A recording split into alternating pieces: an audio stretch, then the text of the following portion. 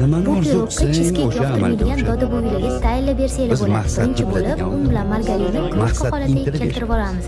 Tuxumni Qarshimizda bir shakar yo'l bilan ko'rishni yaxshilab istaymiz. ko'pirtirib olamiz. Yo'limizni Kroshka bo'lgan pulga o'xshash massamizga narsalar tuxumni ko'pirtirib olganimizni ham qo'shamiz. Smetana yokida qaymoq qo'shib, yaxshilab aralashtirib olamiz. Men bu pirogimni kakaoli qilib oldim. Kakao razrixlitel qo'shib, xamir holatiga keltirib olamiz. Xamirimiz tinguncha ichidagi nachinkaga o'tamiz. Tuxumni yana shakar bilan ko'pirtirib oldik va tvorog qo'shamiz. Tvorogingiz quyuq bo'lsin qizlar, kamochkasi kamroq bo'lsa mazali chiqadi.